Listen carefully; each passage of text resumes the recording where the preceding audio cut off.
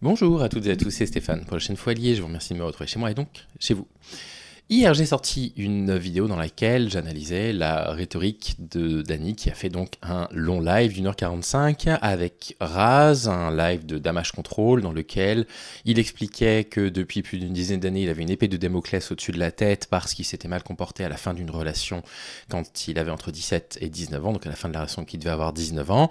Et il expliquait également qu'il y avait autre chose qui était en train de sortir en ligne, c'est déjà sorti d'ailleurs, même s'il n'est pas encore nommé explicitement, mais ça va à venir, et que voilà, ces trucs-là faisaient que les gens allaient peut-être être très déçus de lui. Bref, j'ai analysé un petit peu cette rhétorique, et je me suis fait découper en tranches.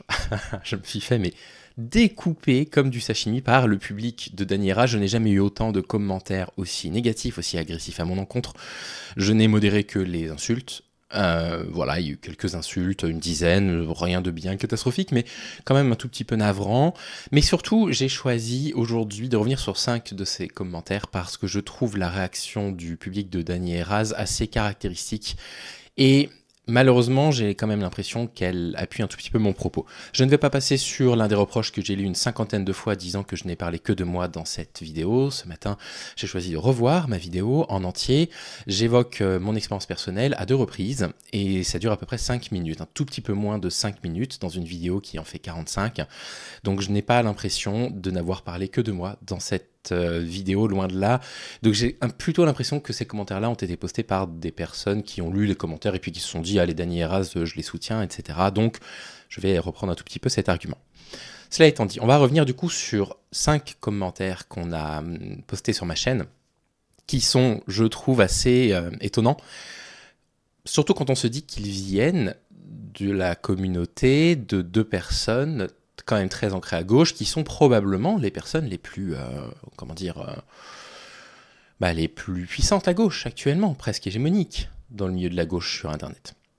J'ai choisi de ne pas anonymiser ces commentaires, vous aurez l'occasion de me répondre si jamais vous le souhaitez. Sachez que je ne vous en veux absolument pas pour ces commentaires que vous avez postés, même s'ils sont négatifs, mais que j'ai beaucoup à dire parce que ces 5 commentaires représentent, on va dire, 80% de ce qui a été posté sur ma chaîne. Donc on va commencer par personne qui s'appelle Dr Faust, qui a déjà posté quelques commentaires sur ma chaîne, qui dit « J'aime ton contenu habituellement », et effectivement, pas lui reprocher, mais là c'est insupportable.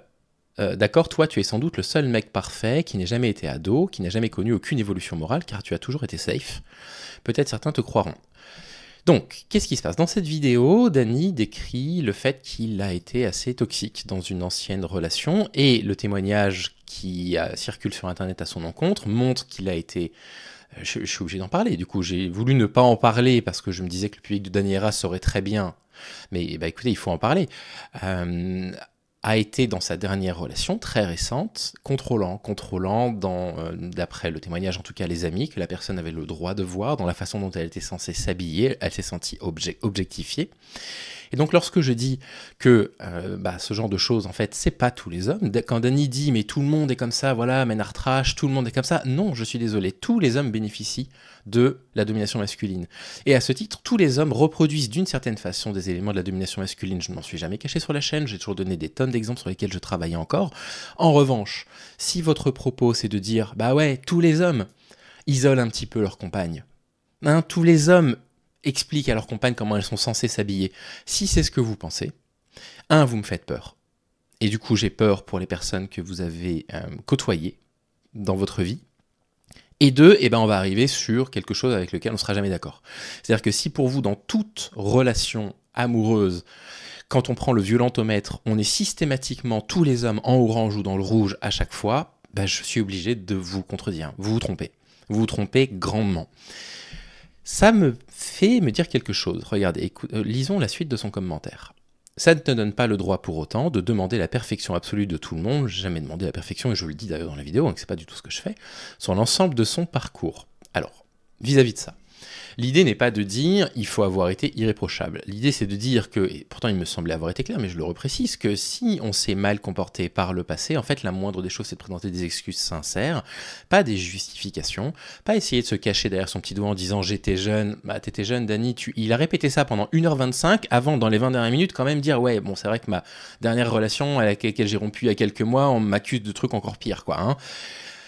Donc l'idée n'est pas du tout de ne pas faire d'erreur. L'idée c'est que s'il y a eu cette erreur commise il y a 10 ans, j'aurais préféré qu'elle soit pas recommise l'année dernière. Ça montre quand même une façon de faire qui a l'air malheureusement récurrente. Et puis la deuxième des choses, c'est simplement, c'est pas nous qui décidons quand on fait une erreur que c'est bon, on peut nous pardonner. C'est pas à moi de le décider, c'est pas à lui de le décider. C'est aux personnes qui sont concernées par ce genre de choses. Et enfin, la dernière chose qui m'effraie un peu, à gauche, on pense que l'être humain est capable d'évoluer, de progresser, qu'il ne faut pas enfermer une personne dans ses erreurs d'il y a 15 ans. Je suis déçu par ta réaction. Et là, j'ai un problème. J'ai un problème parce que non seulement ils n'ont pas regardé ma vidéo en entier, c'est pas grave, ça je m'en fiche un peu, mais ils n'ont pas regardé la vidéo de Dany en entier. Et donc il y a beaucoup de commentaires sur ma chaîne qui me disent « Oui, bon voilà, tu lui reproches des faits qui ont eu lieu il y a plus de 10 ans. Les gars, faut que vous redescendiez sur Terre. Hein. Dany est en train de prendre la parole en ce moment, effectivement pour cette relation d'il y a 10 ans, mais aussi parce qu'en ce moment est en train de sortir un témoignage qui est accablant, vraiment, sur la façon dont une femme a vécu sa dernière relation avec Dany. Ça, c'est il y a quelques jours. Mais le fait qu'une grande majorité de son public vienne en disant « mais tu lui reproches des erreurs d'il y a 15 ans », montre que dans leur live, ils s'en sont bien tirés, les salauds. Ils s'en sont bien tirés parce qu'ils pourront toujours dire « Ah nous, on a dit les choses, hein, on a fait un live, on a présenté nos excuses, machin, et on s'aperçoit, je le vois avec les commentaires que j'ai reçus, il y en a beaucoup comme ça, hein, lisez les commentaires de la dernière vidéo, hein, qu'il y a beaucoup de personnes qui n'ont pas compris ça. Ils n'ont pas compris qu'il y avait un truc en cours, là. Ils n'ont pas compris que la dernière relation, il y avait des trucs assez problématiques, en fait, qui sont en train de sortir. Et voilà, je suis un peu perplexe vis-à-vis de ça. Un deuxième commentaire qui ressemble un tout petit peu au premier, vous allez voir. Il est posté par Mutant16, pas un habitué des commentaires sur ma chaîne, et qui dit beaucoup de points intéressants dans cette vidéo, merci Mutant. En revanche, tous les hommes n'ont pas fait ça égale not all men. Alors non, pas du tout. Dire tous les hommes n'ont pas été contrôlants sur la façon dont leur compagne est censée s'habiller, ou tous les hommes n'ont pas été contrôlants sur les amis qu'une personne est censée voir, c'est pas not all men. Hein. Une personne qui arriverait en vous disant « Arrêtez de dire que tous les hommes sont violents, arrêtez de dire que tous les hommes reproduisent de la violence masculine », fait une forme de not all men. Dans cette vidéo-là, je n'ai jamais dit que je n'étais pas du tout dans le problème. Jamais. Et les personnes qui me suivent sur la chaîne savent à quel point je fais mon autocritique régulièrement et que je suis dur. En revanche, là où je suis très serein, et c'est ce que je répète, hein, ce que je dis dans la vidéo d'hier et ce que je répète aujourd'hui, c'est que je n'ai jamais été dans une relation de couple dans lequel j'ai reproduit ce genre de forme de violence conjugale. Jamais. Jamais j'ai été dans le violentomètre, dans le orange, voire dans le rouge, sur le contrôle social de ma compagne ou sur la façon dont je lui autorise à s'habiller ou je lui demande de s'habiller. Jamais. C'est pas faire du not all men que de dire ça. Si pour vous, c'est tout à fait normal que tous les hommes reproduisent ça, je suis inquiet. Je suis inquiète dans la façon dont vous avez de percevoir les relations avec les femmes. Alors que si tous les hommes ont un jour été problématiques, de façon active ou passive, car tous les hommes bénéficient du patriarcat, oui, absolument. 100% vrai. 100% vrai, entièrement d'accord, je n'ai jamais dit le contraire. Je n'ai jamais dit que je n'avais jamais été problématique de ma vie, jamais j'ai tenu des propos comme ça, parce que c'est faux, parce que j'ai bénéficié de ma position de domination masculine, à l'évidence, hein, sciemment ou inconsciemment, la question n'est évidemment pas là, ce serait trop facile pour moi de dire oui mais j'étais pas au courant machin, c'était avant MeToo, jamais je me cacherai derrière mon petit doigt, d'accord, que ce soit sciemment ou inconsciemment, ça n'est pas normal, j'ai bénéficié de la position de la domination masculine des hommes en société, c'est vrai, aucun problème, ok. Je n'ai jamais contrôlé le corps de ma compagne. J'ai jamais dit à une de mes compagnes, j'aimerais que tu t'habilles comme ceci ou comme ça.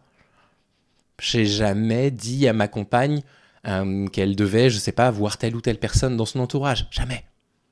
Et j'espère que vous non plus. Ça veut pas dire not all men. Ça veut pas dire que vous n'avez pas des trucs à corriger quand même. C'est pas parce que vous n'avez pas été dans le vieux orange, le rouge, voire pire, dans le violentomètre, avec vos relations de couple, qu'on n'a pas des choses sur lesquelles il faut travailler. Évidemment qu'il y a des choses sur lesquelles il faut travailler. C'est indispensable. Et je donne, je ne sais pas combien d'exemples sur cette chaîne, sur des choses sur lesquelles moi-même, je me dis, mais merde, j'ai toujours pas pigé ça, il faut que je travaille là-dessus. Troisième commentaire, il vient de Led Galache, que je ne connais pas, enchanté. À 1958, je dis non, ça n'est pas une histoire typique. Tous les hommes qui suivent cette chaîne n'ont pas eu de relation toxique dans leur vie. Il dit c'est quoi ce not all men? Alors je vais devoir être de nouveau spécifique. Le témoignage qui est sorti ne parle pas de petits rapports de domination qui vont à son avantage. Il parle de choses qui, dans le violentomètre, des violences conjugales, est dans le rouge. Et je suis désolé, tous les hommes n'ont pas fait subir des violences qui se situent dans le rouge dans le violentomètre. Ça n'est pas vrai, en fait. Ça n'est littéralement pas vrai. Et donc, vous essayez de dédouaner les comportements de Dany en attaquant du coup un point sur ma rhétorique sur lequel j'ai tenté de protéger un peu Dany parce que dans la première vidéo, j'ai pas voulu parler frontalement de ce qu'il y avait dans ce témoignage à son encontre parce que lui-même n'en a pas parlé. Écoutez, il faut en parler. Donc, vous considérez, en tant qu'homme, vous avez déjà, Laide Ganache, expliqué à votre femme qu'elle n'avait pas le droit de voir ses amis et qu'elle n'avait pas le droit de s'habiller de telle ou telle façon. Vous l'avez demandé de s'habiller de telle ou telle façon. Vous avez fait ça? T'as jamais vécu de relation toxique? Touche du bois, frérot. Alors, effectivement, il se trouve que je pense avoir connu une relation plus ou moins toxique, mais bon, voilà, je ne vais pas non plus pleurer par rapport à la sévérité de ce que j'entends autour de moi, de ce que des personnes ont pu vivre, mais globalement, oui, j'ai eu beaucoup de chance, c'est vrai. C'est vrai que j'ai eu beaucoup de chance, non seulement j'ai eu beaucoup de chance dans mes relations amoureuses, mais il se trouve qu'en plus de ça, j'ai eu beaucoup de chance dans mes ruptures, parce que nos ruptures se sont toujours bien passées, elles ont toujours été intelligentes, et je suis ami, assez proche, mes deux meilleures amies sont des ex-compagnes, avec mes ex. J'ai cette chance, effectivement, j'ai cette chance d'avoir des relations globalement assez saines, je suis bien tombé, c'est possible, hein, avec des ruptures qui ont été des ruptures saines, même si c'était douloureux, évidemment. Pour elle, pour moi, évidemment que c'est douloureux. Et donc, touche du bois, tant mieux pour moi, effectivement. Je ne sais rien de cette affaire, je la découvre dans ta vidéo. Au bout de 20 minutes, je n'ai toujours pas compris sur quoi tu te bases pour faire allusion à du sexisme. Dany lui-même qui le dit, d'une part, et puis le témoignage. Est-ce parce que l'autre est une femme ? Comment ça? Oui, quand il y a un témoignage d'une femme qui dénonce de la violence conjugale, oui, le parti pris, c'est de la croire, effectivement. Je comprends très mal cette remarque. Là, au bout de 20 minutes, on entend seulement que Dany l'aurait pourri sur Facebook, c'est aussi craignos, quel que soit le genre. Oui, je suis pas tout à fait sûr, mais il n'y a pas que ça, hein, pas que ça le souci. Mais oui, ça fait partie de ce que Dany a reconnu, effectivement. Mylène, une habituée des commentaires sur ma chaîne, qui dit « Tu es vraiment dur, les propos sont maladroits, mais Dany a évolué depuis ses 17 ans. » Intéressant de lire ça. Intéressant, et ça montre à quel point, du coup, ce live n'est pas clair, et moi, je vais avancer un mot qui va pas vous plaire, hein, au public de Dany et Raz. Ce live était extrêmement manipulateur.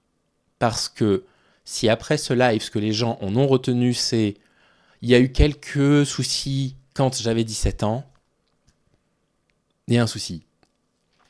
Il y a un souci, non, il y a un truc en ce moment, là, hein, dans sa dernière relation, hein, qui date d'il y a quelques semaines, quelques mois. Et là, c'est le top commentaire. C'est pour ça que je vous le lis. Je te rappelle que tu étais transphobe il y a encore quelques temps et tu étais adulte. On te donne une seconde chance, mais fais pareil avec ceux qui essaient de s'améliorer, s'il te plaît. Ok. Oui, effectivement, j'ai produit une dizaine de vidéos transphobes dans lesquelles j'ai repris de la rhétorique transphobe à la con. Effectivement. J'ai supprimé ces vidéos il y a un petit peu plus de 2 ans maintenant, ces vidéos ont existé, je ne me cache pas. Mais Mylène, vous faites la comparaison entre une forme de confusion vraiment politique et des idées et contrôler le corps de sa compagne dans le cadre d'une relation amoureuse. Et elle appuie son propos, Mylène, en disant derrière « Pas d'une ou pond 4 vidéos sur son passé de droit tardé. Mince, on n'est pas tous nés parfaits et déconstruits, tu es hyper injuste. » Mais en fait... on fait la comparaison, là, entre avoir cru un système d'idées complètement bidon et ce qui se passe autour de Dany en ce moment. Ah, je suis épaté, vraiment. Que pour vous, ce soit des choses comparables, vraiment me surprend. Et McFly qui dit « Je trouve bizarre de penser que le réel, c'est que l'on est dans une société patriarcale, mais que la normalité, c'est de ne pas avoir été dans des bails de masculinité toxique en tant qu'homme. Évidemment que les hommes reproduisent de la toxicité masculine, bien évidemment. Et je répète ce que j'ai dit, non, la majorité des hommes ne disent pas à leur compagne qu'elles doivent s'habiller de telle ou telle façon. Non, la majorité des hommes ne laissent pas leur compagne dans de la précarité. Non, la majorité des hommes ne contrôlent pas l'environnement social de leur compagne. Mais... que vous pensiez ça est effrayant, en fait. Que vous pensiez le contraire est effrayant. MeToo a fait que j'étais plein d'hommes sur les relations passées. Ça a pu agir comme une prise de conscience, mais MeToo, c'est pas vieux. Ben oui, et là encore, il y a un problème avec le live de Dany. Parce que les gens pensent qu'il y a juste un truc qui s'est passé, voilà, quand il avait 17 ans, et puis voilà. Bah non, c'est pas de ça dont il est question. Donc, Que le public de Dany et Raz soit agressif avec moi, je l'entends. Hein. Ils ont été habitués avec Dany et Raz à un ton agressif, à des injures, à des moqueries pendant des années. Ils avaient leur tête de turc, etc. Étant donné qu'ils ont quasiment jamais relayé personne à gauche qui n'était pas de la Zawa Prod, ils ont cette idée que, ben voilà, Internet, c'est un combat de boxe, c'est une zone machin, bref. Je comprends qu'ils soient dans cette démarche de on va aller un petit peu bastonner le fou allié, quoi. Il n'y a pas de problème. Je pense que c'est très bête de votre part, vous ne trouverez pas ce type de contenu sur ma chaîne. Excusez-moi. Et puis surtout, je suis assez inquiet de me dire que des personnes qui ont suivi Dany et Raz pendant des années, la grosse chaîne de gauche quand même, soit autant à la ramasse sur les questions des VSS. Je trouve que voilà, ça en dit beaucoup plus, non pas sur vous, mais plutôt sur le contenu que vous avez visionné pendant quelques années. Donc, j'espère avoir répondu à vos questions. Voilà. En tout cas, à ces principales remarques, c'est les principaux reproches que j'ai reçus dans cette vidéo. Ma foi, maintenant, vous en faites ce que vous voulez. Les injures, je les bloque, hein, je bloque les utilisateurs sur YouTube qui utilisent des injures, je les masque, hein, donc c'est pour ça peut-être que vos commentaires n'ont pas été publiés, tout simplement, parce qu'il y a des personnes qui m'ont demandé pourquoi il est où mon commentaire, je ne sais pas, hein, si ton commentaire n'est pas apparu, soit il y a eu une retenue automatique par YouTube, soit je l'ai supprimé parce qu'il était insultant. Sur ce, je vous souhaite une bonne journée, et puis nous on va passer à autre chose, ça vous intéresse assez peu, hein, finalement, cette histoire. À bientôt.